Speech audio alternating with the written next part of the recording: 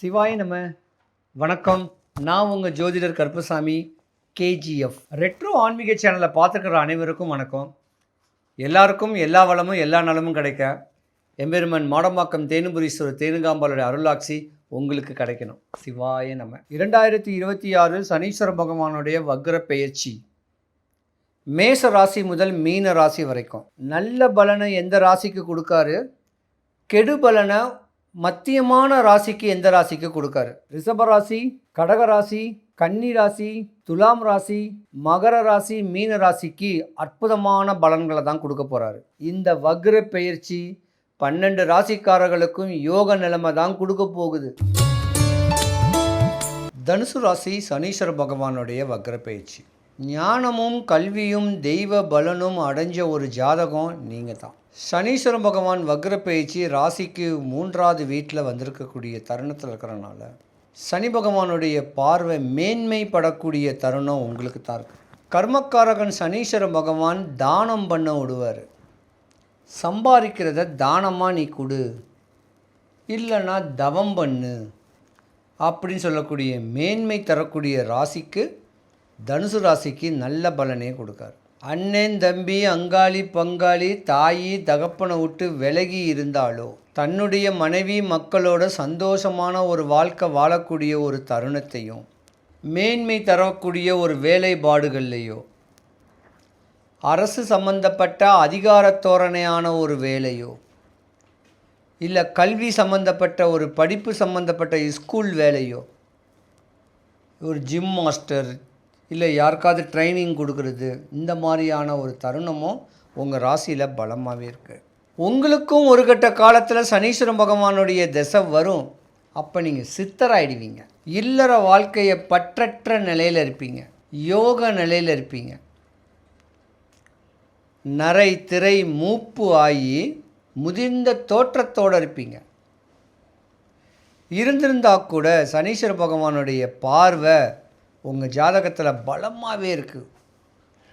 வக்ர பெயர்ச்சி ஆறதுக்கு முன்னே உங்கள் ராசிக்கு எதிர் வீடான மீன ராசியில் தான் சனீஸ்வர பகவான் இருந்து வக்ர பெயர்ச்சியாகி கும்பராசிக்கு வந்திருக்காரு.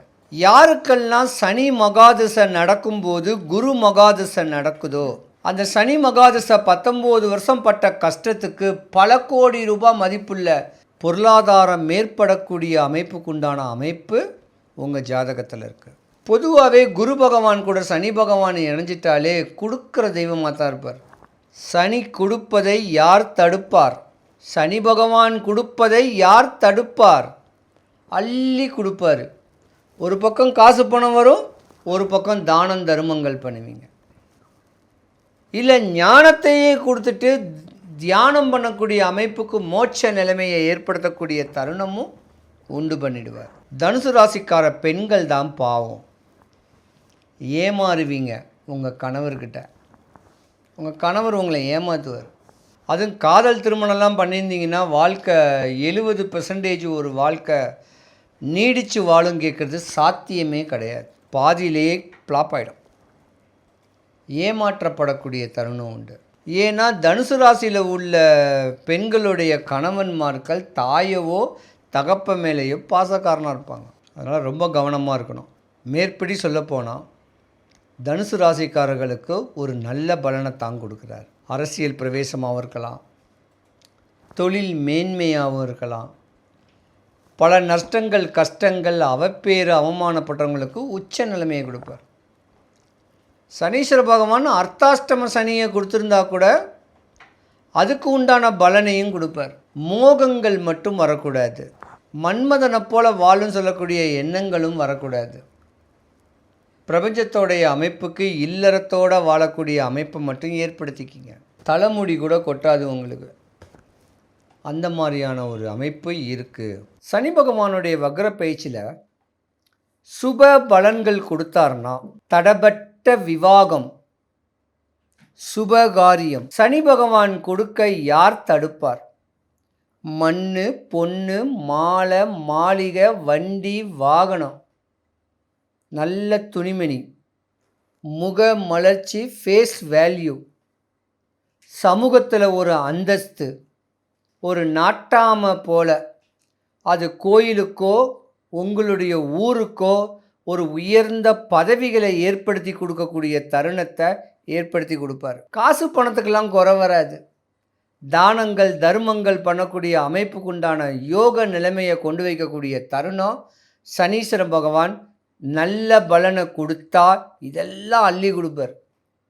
கணவன் மனைவிக்குள்ள ஒரு ஒற்றுமை, தான் பிள்ளைங்க தான் சொந்த பந்தத்தோட ஒரு அரவணைப்பு, அன்பான ஒரு அமைப்பெல்லாம் கொண்டு வந்து கொடுப்பார்.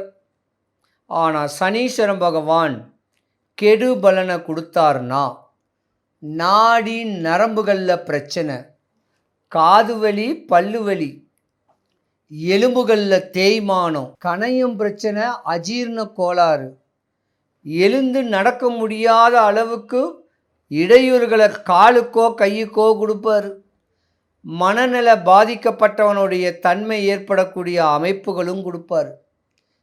இன்னும் கெட்டு போயிடுச்சுன்னா விபத்துக்களைத்தான் கொடுப்பார். எலும்பு முறிவுகளை கொடுப்பார். இந்த மாதிரியான தருணத்தை கொடுத்தாலும் பரவாயில்ல. ஆனால் குடும்பத்தை விட்டு விலகி பற்றற்ற நிலையில் தனக்குன்னு வாழக்கூடிய அமைப்பு இல்லாமல் தேவையில்லாத இடையூறுகளை சந்திக்கக்கூடிய தருணத்திலையும் வீணான மன கசப்புகளை கொடுக்கக்கூடிய தருணத்தையும் பல வம்பு தும்பு வழக்குகளை சட்ட சிக்கல்களை கொடுத்து உங்கள் வாழ்க்கையை சின்ன பின்னமாக்கிடுவார். ஒரு மனிதன் போகக்கூடாத இடம் போலீஸ் ஸ்டேஷன், ரெண்டாவது இடம் கோர்ட்டு. இப்படி போலீஸ் ஸ்டேஷனும் கோர்ட்டும் போகிறதுக்கு காரகன் சனீஸ்வர பகவான். வீணான பிரச்சனைகளை உண்டு பண்ணாமல் இருக்க எம்பெருமானுடைய அனுகிரகம் கிடைக்கணும்னு வேண்டிக்கிங்க.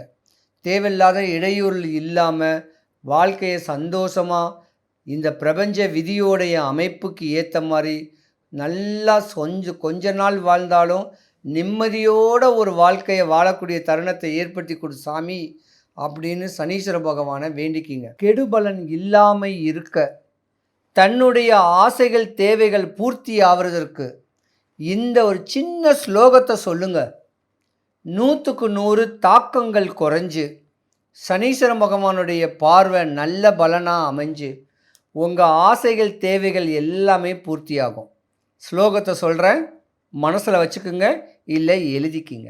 ஒன்பான் கிரகத்துக்குள் ஒன்றாய் மிளிர்கின்ற எங்கள் அண்ணா சனீஸ்வர பகவானே, அன்பால் நான் உன்னை அடிபணிவேன் என்பால் நான் அடைந்த துன்பங்கள் போய் இருள் அகற்றி தூய நலம் திகழ எனக்கு இன்றே தருவாய் அருள். அண்ணா சனீஸ்வர பகவானே போற்றி. இந்த ஸ்லோகத்தை சொன்னீங்கன்னா உச்ச நிலைமை தான் அடைவீங்க. சனீஸ்வர பகவானுடைய வக்ர பேச்சில் தாக்கத்தில் உடையவர்களுக்கு இந்த ஸ்லோகம் ஒரு பெரிய வரப்பிரசாதமாக இருக்கும். சனீஸ்வர பகவானுடைய வக்ர பயிற்சி யாருக்கும் எந்த குறையும் வராமல் எம்பெருமான் சனீஸ்வர பகவானை முறையான வழிபாடுகள் மூலியமாகவே, இல்லை சென்னை பொலிச்செல்லூரில் இருக்க வேண்டிய சனீஸ்வர பகவான் கோயிலுக்கு ஏதாவது ஒரு சனிக்கிழமை சாயந்தரம் எம்பெருமானை பார்த்துக்கிட்டு வாங்க.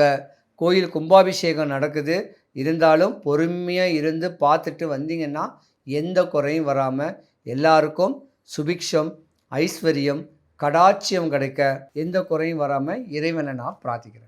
சிவாய நம. எத்தனையோ கோடி ஜென்மாவிலே புண்ணியம் செய்தால்தான் வாய் முருகான்னு சொல்ல வருமா. சிவன், பிரம்மா, மகாவிஷ்ணு, அம்மன், பெருமாள், விநாயகர் நிறைய சொல்கிறீங்கல்ல. ஆனால் இவங்க எல்லாருமே என்ன சொல்லுவோம்? இந்து கடவுள்னு சொல்லுவோம். ஆனால் ஒரே ஒரு கடவுளை மட்டும்தான் தமிழ் கடவுள்னு சொல்கிறோம். இதுலேயே தெரிஞ்சுக்கலாம் முருகருடைய சிறப்பு என்னன்னு. நான் என்னையா தப்பு பண்ணேன்? எனக்கு தெரியல உன்னை பற்றி, அதுக்காக எனக்கு இவ்வளோ பெரிய தண்டனை கொடுப்பியா நீ? ஓன்னு அழறேன். உலகளந்த பெருமாள்னு கேள்விப்பட்டிருக்கேன். யாரை சொல்லுவா? பெருமாளை சொல்லுவார். ஆனால் முருகப்பெருமான் இரண்டாவது முகமாக பூமிக்கும் வானத்திற்கும் காட்சி கொடுக்கக்கூடிய முருகன் இரண்டாவது முகம் வாமதேவ முகம்னு பேரு. உங்களுக்கு ஒரு கஷ்டம் வந்துருச்சு, என்ன பண்ணுவீங்க? முருகன்னா சொல்லுவீங்க, ஐயோ முருகா என்னை எப்ப காப்பாத்துவ? எனக்கு யாசகம் போட்டுட்டு போனாங்க. நான் யாசகம் வாங்க போன இடத்துல உட்கார்ந்தேன்னு கூட எனக்கு தெரியாது. அதாவது சொல்லுவாங்க, செவ்வாய் வெறுவாய் அல்ல, முருகனை நினைத்தால். முருகா என்ற ஒத்த சொல்லுக்கு, அந்த ஒத்த மந்திரத்திற்கு அங்கே வருவாய் மட்டுமே இருக்கும். வரம்பில்லாத அருளை தருபவன் முருகன். அப்ப எதிரியான அந்த சூரபதுமனையே தன்னோடு வைத்துக் கொள்ளும் முருகப்பெருமான் நமக்கு எதை தர மாட்டான்?